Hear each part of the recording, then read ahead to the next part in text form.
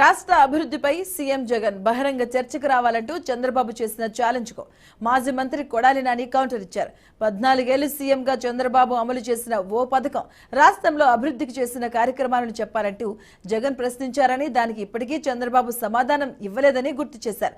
డొంక తిరుగుడు మాటలు మాని దమ్ముంటే ప్రజలకు చేసిన మంచి చెప్పుకోవాలన్నారు. ఒక 2 నెలల్లో ఎన్నికలు పూర్తవుతున్నాయి.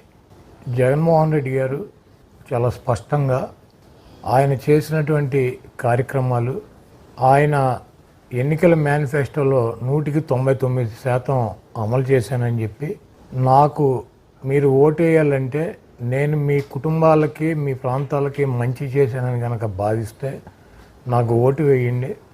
ఈ 5 సంవత్సరాల్లో చంద్రబాబు నాయుడు చేయలేకపోయినది జగన్మోహన్ రెడ్డి గారు చేసింది.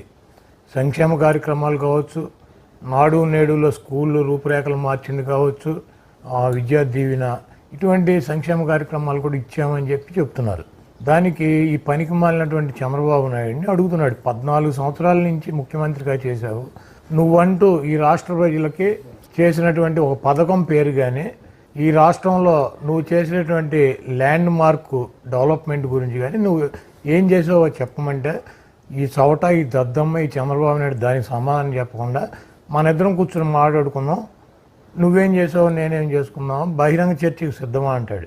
చంద్రబాబు నాయుడు, జగన్మోహన్ రెడ్డి గారు బహిరంగ సభకి, బహిరంగ చర్చకి గనక కూర్చునే పరిస్థితి ఉంటే, ఇటు పక్కన మేము, అటు పక్కన చంద్రబాబు తరఫున తెలుగుదేశం వాళ్ళు వస్తారు. ఇది బహిరంగ చర్చ ఒక ఇద్దరు పెద్ద నాయకుల మధ్య జరిగేటువంటి అవకాశం ఉంటుందా? ఇది భారతదేశంలో ఎక్కడైనా జరిగిందా?